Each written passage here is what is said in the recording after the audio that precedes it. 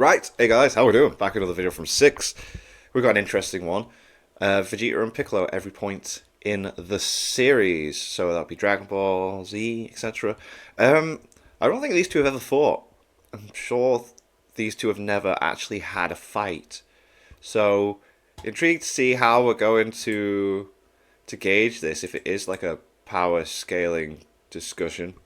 Let's get into it. Watch it, Namekian, unless you want to go right Oh, bridged, okay. now. And I think we both know how our last fight went. And I think we don't, because we've never fought. Yeah, there we go. Wait, really? Vegeta and Piccolo have never fought once in the Dragon Ball crazy. franchise, spanning 506 episodes of TV across 4 different series, over 500 manga chapters, 17 movies, and multiple OVAs. Madness. The closest thing to a fight they've gotten into since Vegeta's debut in the 90s was when Piccolo grabbed Vegeta by his head and dropped him in the first Broly movie. I'm also Yeah, okay. So that's not even really a fight, is it? discounting the filler where Vegeta fought the imaginary Piccolo inside of Boo's body because that's not the real Piccolo. With this being the case, I wanted to take a look across the entire series and see who would win if they were to fight any of the major parts of the story. Right. That concept should be simple enough for anyone to understand, so let's get started talking about it. If you like this type of video, leave a like on it and be sure to subscribe to the channel with notifications on. Piccolo makes his debut far before Vegeta does, and as the main villain at that, with Dragon Ball's pretty simple formula of next main villain surpasses the old one, it's pretty safe to say that in their debut arcs, Vegeta is winning without question. Yeah, no, if Piccolo fought against Vegeta at the start of Dragon Ball Z, he would have lost. That stays true for a while. Even in the Saiyan arc, Piccolo is so far beneath Vegeta in terms of power level, it's not even really worth considering different possibilities of how the battle would go. Given the downtime between Piccolo being active again in the manga continuity and Vegeta's continuous leaps in power through the Namek arc, they don't really get close in power in this arc until a very specific and niche point, and that's right before Piccolo fuses with Nail. Turning on King Kai's planet gives Piccolo a power level somewhere in the neighborhood of between 200,000 and 318,000. This is definitely a moment where Piccolo became stronger than Vegeta for a short time. If anything, it's actually a little higher than this, but let me explain. Piccolo's merger with Nail is stated to have brought him a 5 times increase to his power in El Manga Legendario. Okay. This on its own doesn't really mean anything, but we know Piccolo was at least a little stronger than Frieza after the merger from the fight that they had. Frieza's power level in his second form isn't all too consistent over guides, but that's just in terms of the specific number. Where some guys have Frieza at 1 million, the manga and the anime putting him vaguely over 1 million, and Piccolo himself stating Frieza's ki was multiplied several times when he transformed into his second form. Frieza's base power level is a confirmed 530,000. If it multiplied several times, that would give us a power level north of 1.5 million Yeah. at 1,590,000. Since several just means more than 2 times, we'll lowball it to 3 times and try and keep things consistent. Okie dokie. I suppose you could say also that Frieza could have multiplied his power by 2.1 times, but those types of multipliers aren't really consistent with the series, so I decided to stay with 3 as a lowball. Piccolo just being a bit above this but still in the same range, all we have to do is divide this number by 5 and we get 318,000. This number is a bit of a low and a high ball for Piccolo in the sense that he's stronger than Frieza, but he must be at least that number, and it's a high ball in the sense that Piccolo is saying Frieza multiplied his ki several times. That could be in reference to his suppressed self, not his full power first transformation. Vegeta at this point has a power level of 250,000, and we see him contending with Frieza, who supposedly is more than double his power level. They clearly aren't equal. You see Vegeta is far more drained from the interaction. Yeah, he's struggling where Frieza's just like, okay, come at me. Than Frieza is. You can back this argument up even more with how Piccolo reacts to everyone's power level. He feels Frieza's ki, says it's astonishing, and then just says there are 3 other ki near it.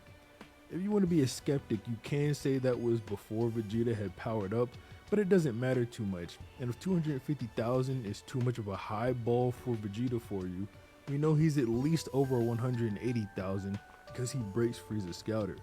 Frieza has the same scouter model as Ginyu, who was able to clock Goku's power level at 180,000. So even if you want to say Vegeta's power level is a 181,000, he's stronger than Kaioken Goku at the bare minimum.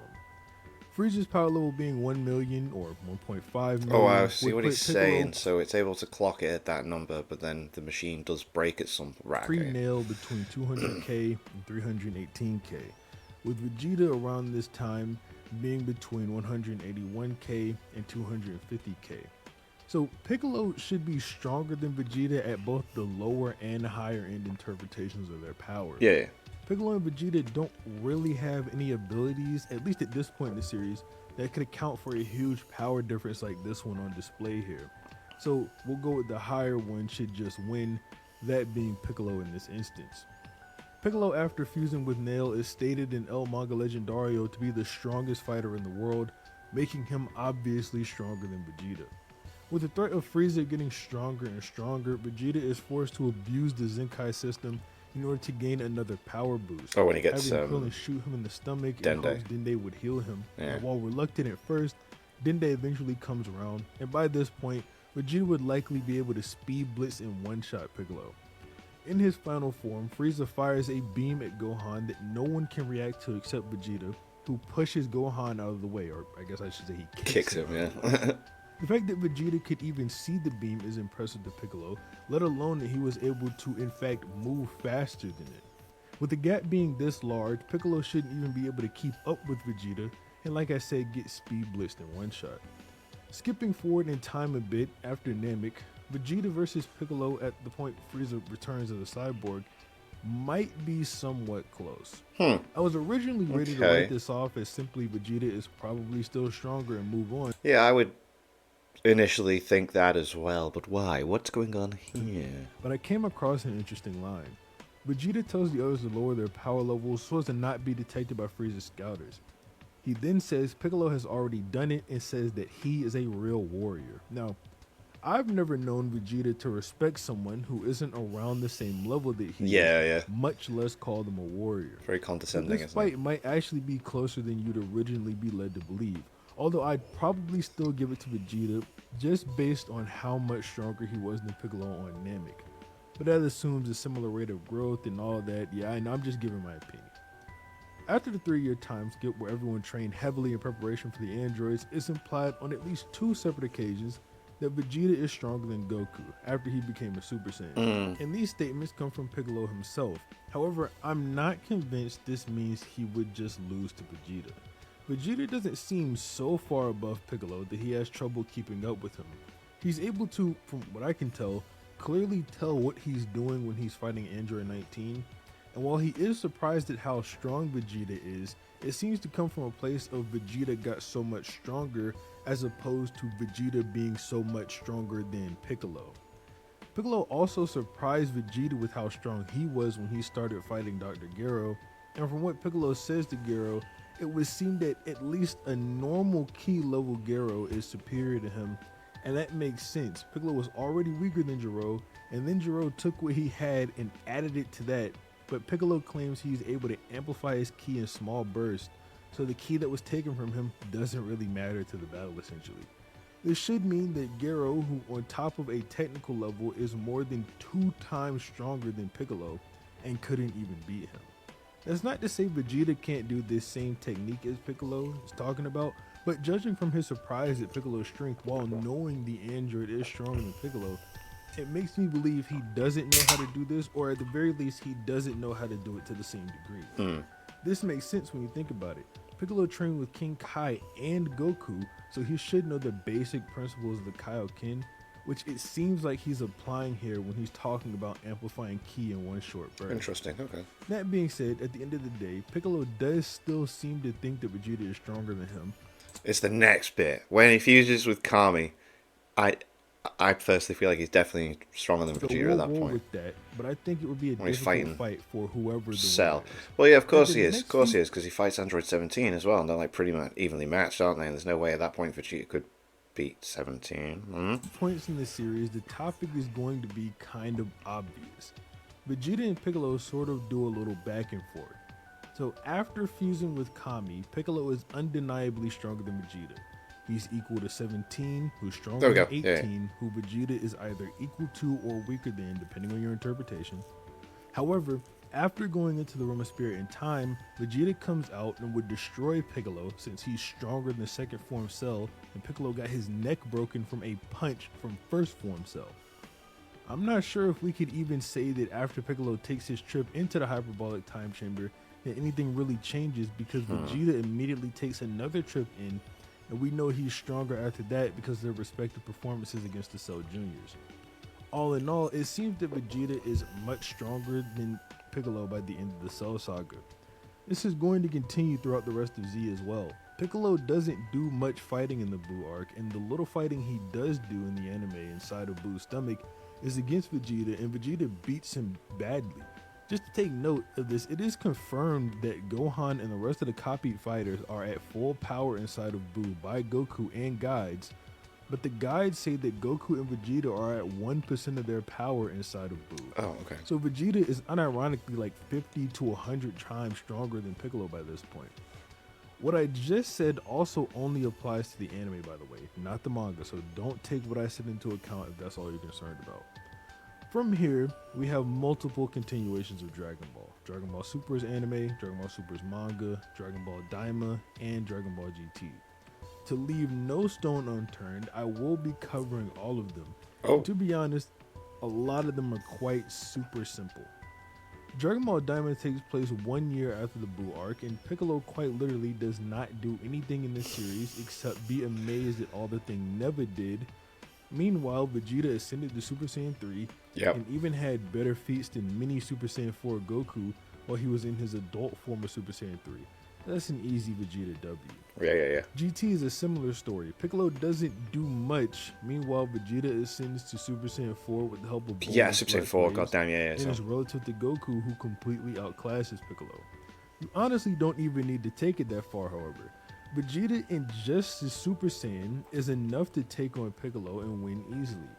Baby comments that Vegeta's power is even greater than Gohan's, and we see this when they fight. But the important part is that Baby tested Gohan's power out when he first got his body by one-shotting Piccolo with a Kamehameha wave. Damn. So GT is another easy Vegeta W. We can move on to the more important parts of the story. If we speak strictly in terms of the manga for Dragon Ball Super, I don't believe that there is any point Piccolo could actually beat Vegeta. God Ki gives these characters access to a whole new level of power, with Vegeta and Goku being the first ones to obtain that level and be the ones shown going higher and higher with it. That's not to say that the later forms of Piccolo could never contend with the earlier forms of Vegeta later on in the story. I think Orange Piccolo would one-shot any Vegeta that isn't Blue Vegeta from the current arc, but I'm getting at the idea that at any point where they both coexist in the story of Dragon Ball Super, it's not going to be a close match between the two, and especially not after the Moro arc. Part of Vegeta's training to prepare for Moro was done on planet Yardrat, where he was learning new techniques and aligning his ki correctly. Which was so cool. As a result of this, he learned a new move called Force Spirit Fission, where you can separate two ki that were combined, and he says an interesting line to Piccolo that makes this not really close anymore. He tells Piccolo he can separate the two Namekian he fused with, that being Kami and Nail. Damn. This means if the two of them are equal or around the same level, like Toyotaro seems to imply in his latest interview, then Vegeta could immediately gain the upper hand by just landing a hit anywhere on Piccolo. It doesn't even have to be a clean hit. Yeah, Just wow. any hit to the body, and he can separate the other two. I do think this would weaken Piccolo pretty significantly as well. Something I considered when thinking about this is, well, Nail had a power level of 42,000, and Kami never even scratched 3k, so Piccolo losing that amount of ki wouldn't even really affect him in the fight. But the Namekian fusion has never been a static additional increase, it's always been multiplicative. I mentioned earlier... What a word. Multiplicative. God damn. Combining with I don't think I've ever heard that word. Is that a real word? Multiplicative. That sounds cool. That's my new favorite word for the day. Granted him a 5 times increase to his power level. It was already way higher than Nail's, and Kami supposedly brought him an even bigger increase than that. with an even lower power level. Now, I'm not saying it would be the same where Piccolo losing Nail would divide his power into fifths, or losing Kami would be even greater than that. I'm just saying it's not strictly additional, so it would give Vegeta the advantage regardless. That's pretty much it for the manga, however. Another series where Vegeta kinda just wipes at all points. The anime sadly is much the same, but I want to argue that at the very least, Piccolo would make beginning of Tournament of Power Vegeta have to go blue in order to take him down. The argument is very simple. Piccolo is a rival for Gohan, who can push Goku to use Super Saiyan Blue, and Goku is Vegeta's equal or superior. That's it. Sorry if it's a bit anticlimactic, but the power scaling here is very linear, not much need for a super broad argument. With that being the end of all this series, let's do a little bit of a recap. Unless my math is incorrect, Piccolo only handedly wins against Vegeta at 3 points in the story, that being before he fuses with Nail, directly after he fuses with Nail, and after he fuses with Kami. Yeah. At every other point in the series, Vegeta is either clearly the superior fighter, or the answer is ambiguous, so there's no determining a winner either way. I'd like to state, I do think it's a good sign in Dragon Ball Super that moving forward, Toyotaro wants virtually all the main guys to be relative in combat power. I think that'll make for more interesting fights moving forward into the post-Toriyama era of Dragon Ball. That feels really weird to say, but it's what's happening. That's pretty much all I had to say though. If you liked the video, be sure to leave a like on it and subscribe to the channel. But other than that, have a nice day. Boom. Yeah, can't really argue with it. It is funny that they've never fought each other though, but I like how you threw in the Team 4-star clip at the beginning as well. That just adds to a little bit of little comedic approach to it. But yeah, can't really argue with it. It is very linear after a point. But yeah, cool vid. I think I've got another 6 video to watch at some point, and then there's other things. But yeah, thanks for watching.